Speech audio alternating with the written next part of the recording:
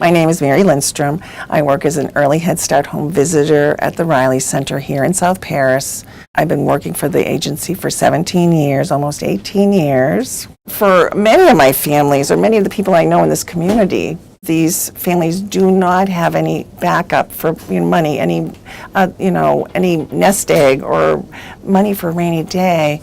When the crisis happens, they don't have that resource. With Early Head Start and Enroll Our Families, we're talking to them right away about, how are things going? What do they need? Are they enrolled in, did they receive food stamp or SNAP and TANF or whatever that? And if they're not, and we see a need, then we're supporting them with trying to find some resources around that. And this family, I've worked with them for 6.5 years.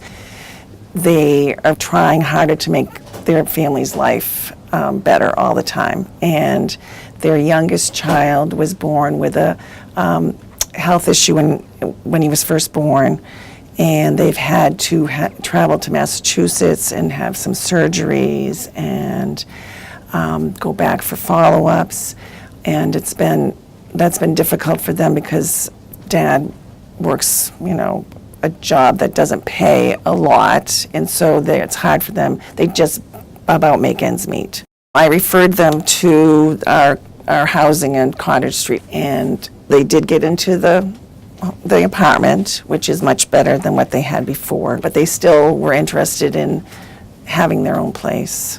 So that's when we started talking about the different opportunities that Community Concepts might offer to help them buy their own home or build their home. And they decided that the self-help housing program would be the best way to go, and really really committed to doing the classes and being there, which in itself is sometimes difficult because they need to rely on support for childcare, and they have to pay gas to get to places to build.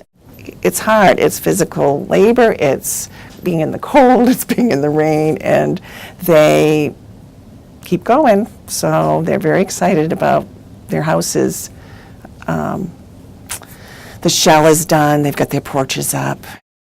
I just heard about the Pay It Forward program within the month that I thought that they might need it. They had shared with me the difficulty they had when they went to take their child to Massachusetts, and the car broke down on the highway in Massachusetts, and it had to be towed, and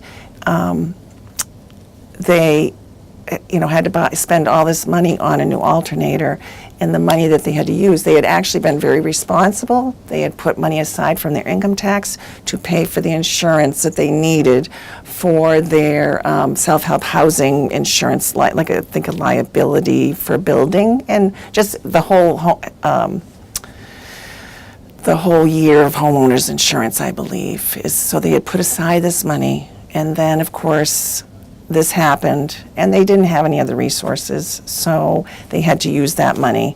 And then they told me they didn't know what they were going to do. They needed to have that money to start the self-help building program because they needed that insurance, so they wouldn't be allowed to do any building and be on site.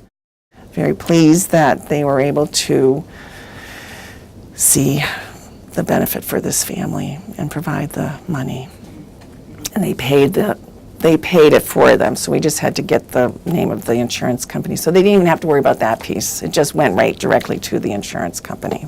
So they were very happy. The Pay It Forward is something that I don't know that we always know where to go to try and help them with those special needs around something. Like I said, this was an unusual thing. It was a car that they had put the money towards. It was insurance. There's no program out there that's going to pay for that for them that I know of, except for special programs like this one, like the Pay It Forward program.